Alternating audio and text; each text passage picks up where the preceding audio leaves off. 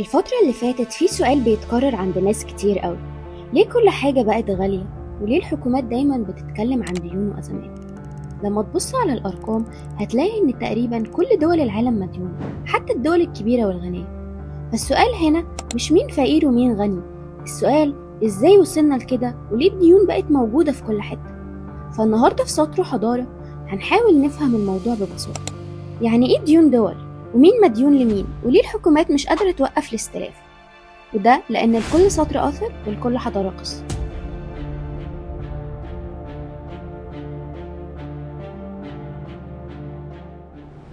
خليني أبدأ من المواطن، لأن أي كلام اقتصاد في الآخر بينتهي عنه.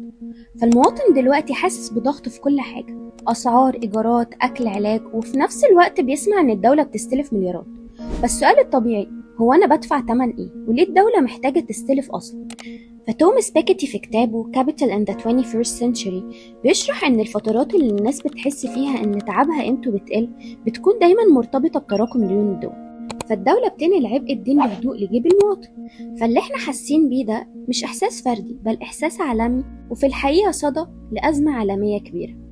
طب خلينا نرجع ورا خطوة. يعني إيه أصلا دولة مديونة؟ فخلينا نبسطها. الدولة زي أي شخص عندها دخل وعندها مصاريف. فالدولة بتستلف لما مصروفاتها تبقى أكتر من دخلها، تعليم، صحة، بنية تحتية، مرتبات، دعم. لو الفلوس مش مكفية الدولة بتدخل في دين. فنايل فيرجسون في كتابه The Ascent of Money بيوضح إن الديون في التاريخ كانت حل مؤقت، لكن الجديد إن الديون بقت طريقة إدارة.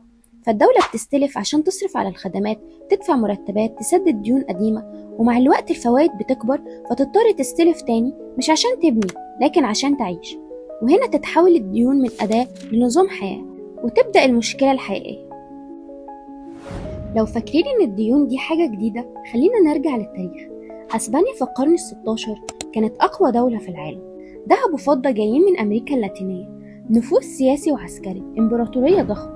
من بره كانت دولة غنية، لكن من جوه كانت دولة مديونة. أسبانيا صرفت على حروب ونفوذ أكتر من قدرة اقتصادها الحقيقي، واعتمدت على ثروة جاية من بره بدل ما تبني صناعة. النتيجة كانت تضخم، إفلاس أكتر من مرة، وانهيار بطيء للاقتصاد. فديفيد جاربر في كتابه Debt the First 5000 Years استخدم أسبانيا كمثال علشان يوضح إن الثروة السريعة لما تتضارب الديون بتقود للهشاشة مش للقوة. ومن هنا يطلع السؤال الأخطر. طب دلوقتي مين مديون لمين؟ العالم عامل زي شبكة معقدة، دول بتستلف من بنوك، وبنوك بتستلف من دول، وصناديق ومعاشات عايشة على ديون حكومات. فجاربر في كتابه أكد إن الدين مش مجرد أرقام، الدين علاقة قوة.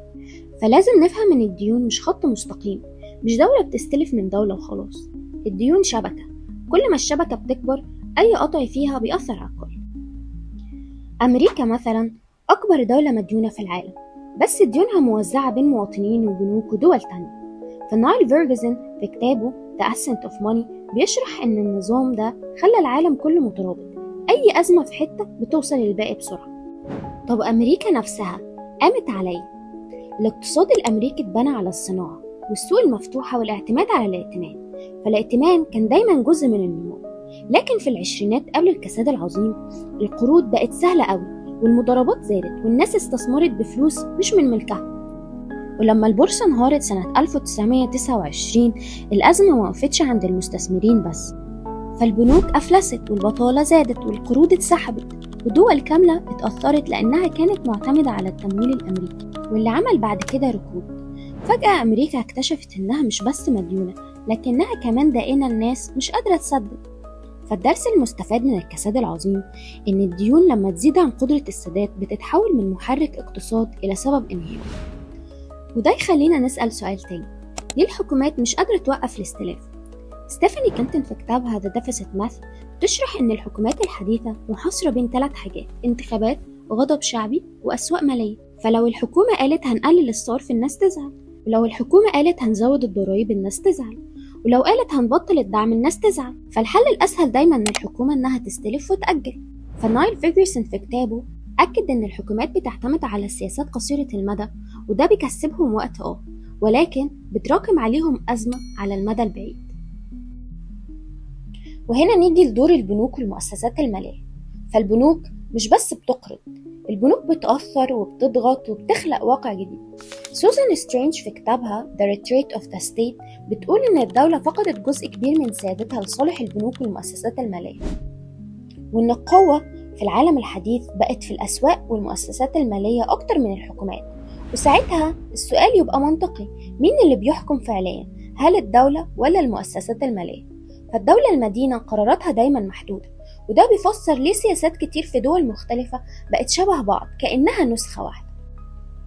بس خلينا نقول في الآخر إن المواطن العادي هو اللي بيدفع الثمن، فالمواطن الغني عنده أدوات تحمي نفسه، أما المواطن الفقير هو أول واحد بيتأثر.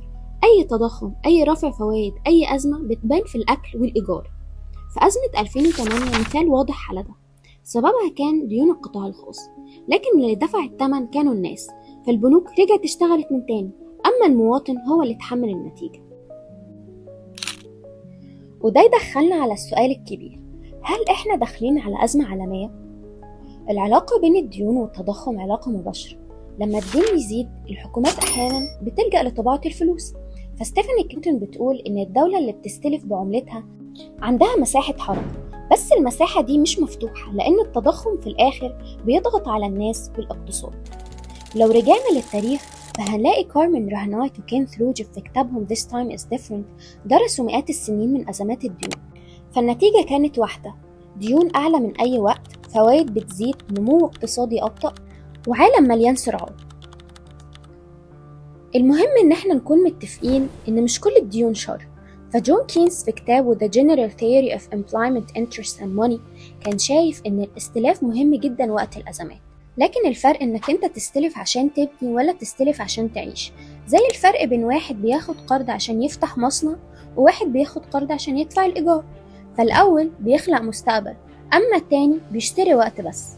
فالمشكلة هنا مش في وجود الدين، المشكلة لما الدين يكبر ويبقى أكتر من قدرة الاقتصاد على تحمله. ففي النهاية الديون مش مجرد أرقام، في تقارير اقتصادية بتقول إن الديون أداة سياسية قبل أي حاجة. فقرار بالاستلاف وإمتى يتم وإزاي بيتسدد مش قرار مالي بس، ده قرار بيحدد مساحة حركة الدولة وقدرتها إنها تختار سياستها بنفسها. فلما الديون بتزيد الحكومات بتبقى مضطرة توازن بين إرضاء الأسواق وإرضاء الناس، وغالبا المواطن هو اللي بيدفع الثمن. فالتاريخ بيورينا إن الاقتصاديات ما بتقفش فجأة، لكنها بتضعف خطوة بخطوة مع كل قرار بيتأجل وكل اعتماد أكبر على الدين بدل الإصلاح الحقيقي. فالصورة واضحة، عالم مترابط وديون متشابكة، وأي أزمة في طرف تأثيرها بيوصل للجميع.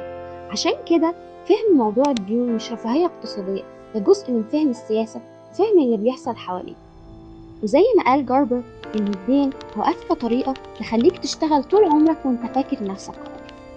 لو عجبك الفيديو دوس لايك عشان يوصل للناس أكتر، متنسوش السبسكرايب عشان يوصلكوا كل جديد. كنت معاكم آلاء في سطر وحضارة.